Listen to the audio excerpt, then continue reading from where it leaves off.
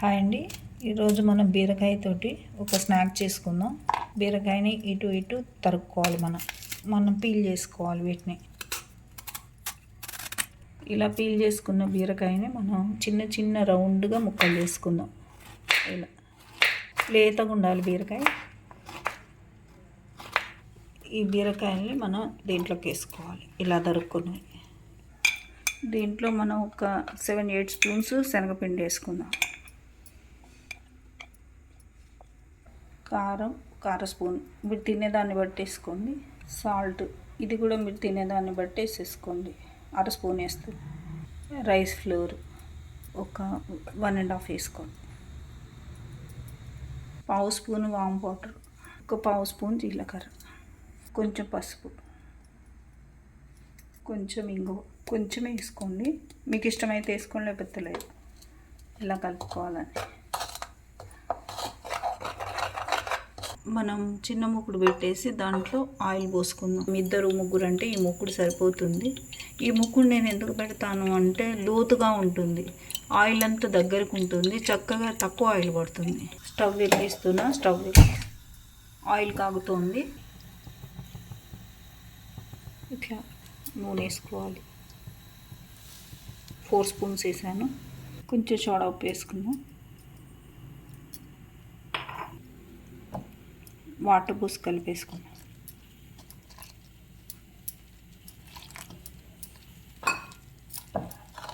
జాగ్రత్తగా పోసుకుంటూ కలపండి. వాటర్ ఎక్కువైతే కష్టమవుతుంది.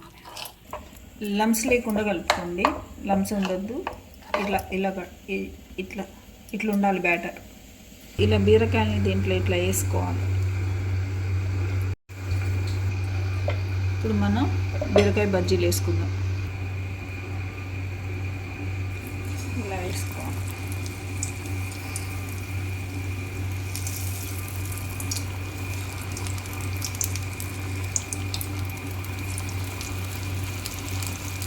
చాలా బాగుంటాయండి. చేసుకొని సాయంత్రం పూట చక్కగా వేడి బజ్జీలు వేసుకొని తింటుంటే మామూలు ఉండదు. ఇప్పుడు ఈ బండి పెట్టుకోవటం వల్ల ఏమవుతుంది అంటే గుంటగా ఉంటుంది కాబట్టి ఎత్తుగా వస్తుంది ఆయిల్. మనం ఇట్లా చిన్న మూకుడు పెట్టుకోవటం వల్ల 1-2 ఉంటే ఈ మూకులు చాలా బాగా పనిచేస్తాయి. దీన్ని ఇలానే 1 నిమిషం వేసిన తర్వాత అలా పెట్టేద్దాం. కొంచెం లోపల ఉడుకుతుంది. ముందే కదిపేస్తే ఒకదానికొకటి అతుక్కొని విడిపోతుంది పిండి. మనం బీరకాయల్ని కొంచెం ఈ షేప్లో తరుక్కోవచ్చు. చక్కగా ఈ షేప్లో తరుక్కోవచ్చు. ఇంతలా మరీ సన్నగా తరిగితే టేస్ట్ ఉండదు. చక్కగా వేగినాయి, కలర్ కొంచెం మారినాయి. ఇంకా ఈ కలర్ రావాలి, గోల్డెన్ బ్రౌన్లోకి రావాలి. రాగానే చూడండి ఇలా రావాలి. దీనికి మళ్ళీ మారు వేయించక్కర్లేదు, కొంచెం సిమ్మిద పెట్టి వేస్తే చాలు. చక్కగా వేగినాయి కదా, ఇక తీసేసి ఫస్ట్ ఒక ప్లేట్లోకి మనం వీటిని పక్కన పెట్టేసుకుందాం. ఆయిల్ కొంచెం వదిలేసిన తర్వాత మనం వేరే డిష్ అవుట్ చేసుకుందాం. ఇంకొక వాయి వేసుకుందాం.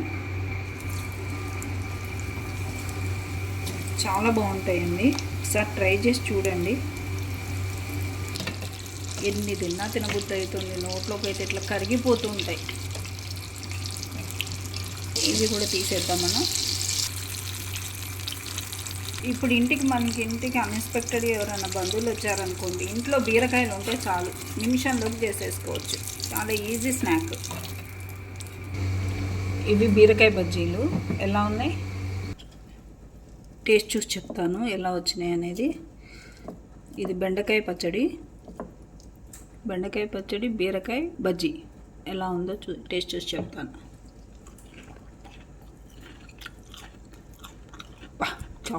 చాలా బాగుంది.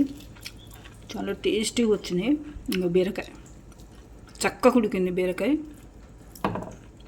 ఎంత టేస్టీగా ఉందంటే ఇలా పెట్టుకోండి, ఇలా తినండి. కరకరలాడుతున్నాయి, స్మూత్గా ఉన్నాయి, ఎంత బాగున్నాయి. చేసుకొని తినండి. లైక్ చేయండి, షేర్ చేయండి, సబ్స్క్రైబ్ చేయండి. Thank you.